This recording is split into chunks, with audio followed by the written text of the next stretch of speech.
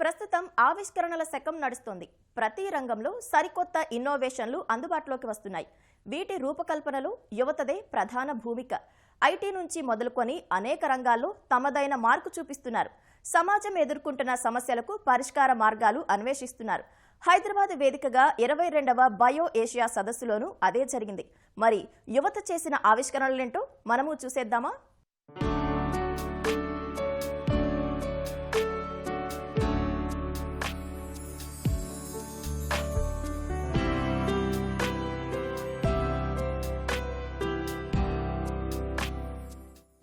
ప్రస్తుతం ఏఐతో పాటు ఎంటర్‌ప్రెన్యూర్స్ శకం నడుస్తోంది. ఈ రెండింటి కలయికే బయో ఏషియా సదస్సులో ఏర్పాటు చేసిన ఇన్నోవేషన్స్ స్టాల్స్. ఆవిష్కర్తలను ప్రోత్సహించడానికి ప్రభుత్వం ఈ ఏడాది ఇన్నోవేషన్స్ జోన్ను ప్రత్యేకంగా ఏర్పాటు చేసింది. కృత్రిమ మేధను ఉపయోగించి తయారు చేసిన యాప్లు, పరికరాలు ఆకర్షణగా నిలిచాయి.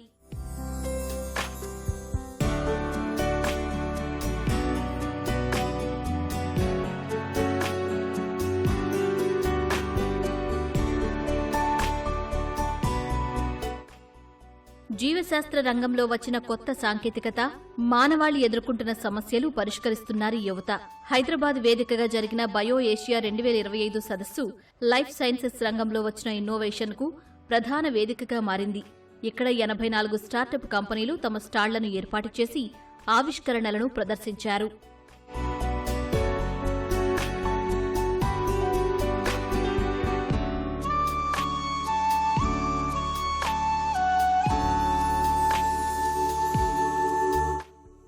ప్రస్తుత తరుణంలో కల్తీలేని సహజ సిద్ధమైన వస్తువులు పొందాలంటే కత్తిమీద సామే. ఏది అసలైంది, ఏది నకిలీది తెలియక భయపడే పరిస్థితి. పరిష్కారంగా జర్మన్ సాంకేతిక సాయంతో పువ్వులు, మొక్కల నుంచి తీసిన నూనెతో ఇతర పదార్థాలను తయారు చేస్తున్నాడు వికారాబాద్కు చెందిన రాఘవేందర్ రెడ్డి. పర్పుల్ కార్న్ అంటాం దీన్ని. చూడడానికి బ్లాక్ కలర్లో ఉంటుంది. దీని నుంచి ఎక్స్ట్రాక్ట్ చేస్తాం అనమాట. మేము ఆల్మోస్ట్ 8 సంవత్సరాలు దీనిపైన స్పెండ్ చేసినాం. ఫస్ట్ కలర్డ్ కొన్ని సీడ్స్ని దాన్ని మళ్ళీ మల్టిప్లై నేచురల్ సెలెక్షన్ అంటాం దాన్ని. ఆ కలర్ని ఇంప్రూవ్ చేయడానికి మాకు స్టార్టింగ్లో వచ్చేసి yellow colour, red colour, black colour 3 colours వచ్చాయి. ఇట్లా మాకు 6 years మేము సెలెక్టివ్ అంటే ఓన్లీ నల్లదాన్నే తీసుకొని మళ్ళీ నేచురల్గా చేయడం వల్ల దానికి న్యూట్రిషన్ అవన్నీ ఆప్టిమమ్ న్యూట్రిషన్ ఇవ్వడం వల్ల ఇప్పుడు ఈ రీసెంట్గా అంటే last year we are able to get only consistency అనమాట. అంటే ఓన్లీ బ్లాక్ కలరే మాకు వస్తుంది. సో ఈ పర్పుల్ కార్న్ నుంచి మేము యాంథసైనిన్స్ అనే కంపౌండ్ తీస్తాము. అయితే ఈ తీసిన యాంథసైనిన్ కంపౌండ్స్ అనేవి ఫస్ట్ మేము డయాబెటీస్కి టెస్ట్ చేసినాము. డయాబెటీస్కి ఇంకా స్టడీస్ నడుస్తూ ఉన్నాయి అనమాట. అంటే 1.5 months అయిపోయింది 15 members పైన.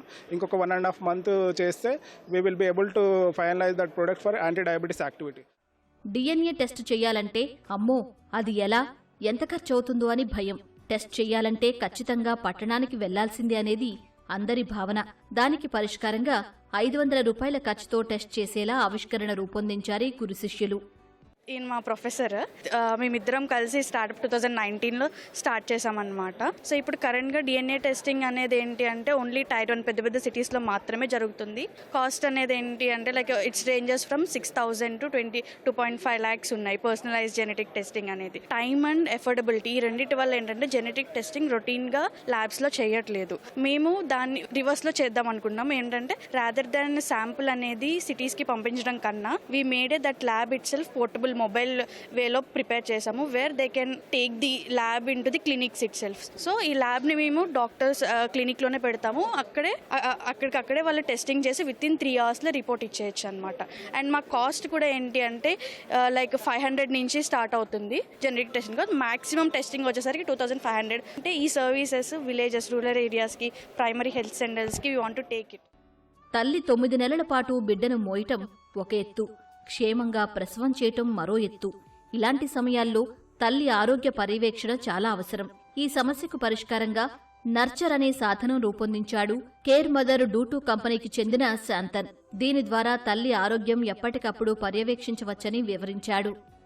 సో మా ఇన్నోవేషన్ పేరు నర్చరా. సో అది ఒక comprehensive labour monitoring, berthing and post partum care device that we develop. So ఇది వచ్చేసరికి మొత్తం AI పవర్డ్ డివైస్ మేము తయారు చేసాము. సో ఈ ఇన్వెన్షన్ మేము ఏదైతే చేసామో ఏం చేస్తుందంటే కంటిన్యూస్గా ఎప్పుడైతే మదర్ లేబర్గా వెళ్తుందో ఒక 12 గంటలు 16 గంటలు కంటిన్యూస్గా మనం మానిటర్ చేయాల్సి వస్తుంది. డాక్టర్స్ ఇంకా పేషెంట్కి రేషియో ఏదైతే ఉందో చాలా ఎక్కువ ఉంది. ఆ కేర్ ఫుల్ అటెన్షన్ కేర్ అయితే ఒక మదర్కి దొరకట్లేదు. సో మేమేం తయారు చేసామంటే ఒక బెడ్ సైడ్ డివైస్ తయారు చేసాం. ఎప్పుడైతే కంటిన్యూస్గా మదర్స్ని మానిటర్ చేస్తూ ఉంటుంది, ఇక్కడ ఏదో అయింది ఒకసారి చూడండి అని. మేము AI కోపైలట్ అని మేము అంటాం. సో ఇప్పుడు ఏంటంటే మొత్తం AI డ్రివెన్ ఇది. సో మా ఆల్గరిథమ్స్ ఏదైతే మేము బిల్డ్ చేసామో completely AI and proprietary algorithms. మేము మొత్తం డేటా ఏదైతే కలెక్ట్ చేసామో ఈ ఆల్గరిథమ్స్, ఈ అలర్ట్స్ ఏవైతే వస్తాయి ఇవన్నీ మా ఓన్ డేటాతోనే మేము ట్రైన్ చేసేసి డిప్లాయ్ చేసాం ఈ సిస్టంలో.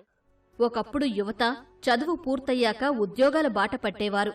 కానీ నేడు ట్రెండ్ మారింది. సొంతంగా పరిశ్రమ స్థాపించి ఇతరులకు ఉద్యోగాలు కల్పించడంలో కీలక పాత్ర పోషిస్తున్నారు.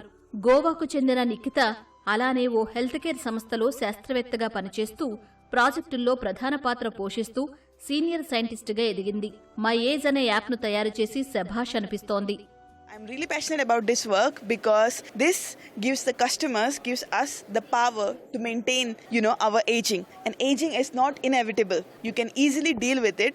All you need is information. So our goal here is to arm you with that information and give you the power. You don't have to necessarily go to doctors, or you go to doctor once you're sick. So we are trying to prevent that. So it's a preventative and functional medicine. You can actually act on it. And we created the project. We made the database. And then they use that database to create the app. Bio Asia సదస్సులో యువ ఆవిష్కర్తలు ఇలా ఎన్నో ఇన్నోవేషన్లు ప్రదర్శించారు. భవిష్యత్తులో వారి సంస్థను విస్తరించడానికి ఈ సదస్సు బాగా ఉపయోగపడిందని, వీరి నుంచి స్ఫూర్తి తీసుకుని మరికొంతమంది ముందుకొస్తారని శాస్త్రవేత్తలు చెబుతున్నారు.